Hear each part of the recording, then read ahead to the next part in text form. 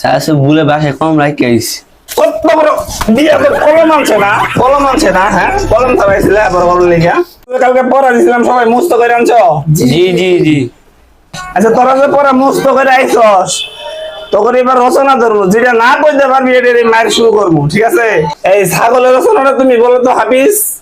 ছাগলের 2টা পা আছে, 4টা কান আছে। ছাগল অন্ধলান চলে, ছাগলের দুধ ছাড়া ভাত খায় না।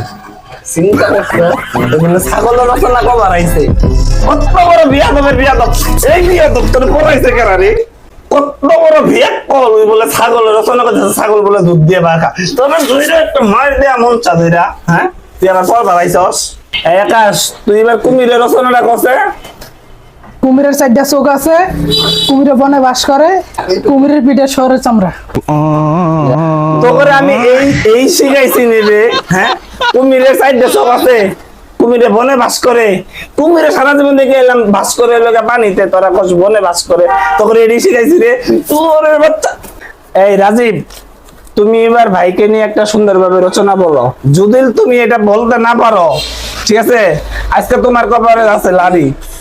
স্যার ভাই হচ্ছে অমূল্য সম্পদ, বাবা মায়ের পরেই তার স্থান, তার মুখ আছে কিন্তু সে খায় না, ছোট ভাই বোনদের ছাড়া বিয়ের আগ পর্যন্ত ভাই হচ্ছে অমূল্য সম্পদ, সেটাই হলো ভাই।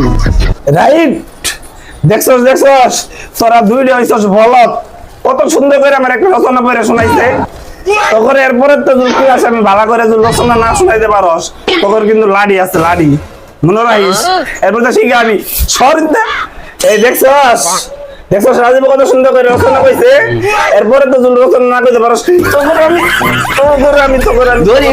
তখন আমি আমার খালি মার আর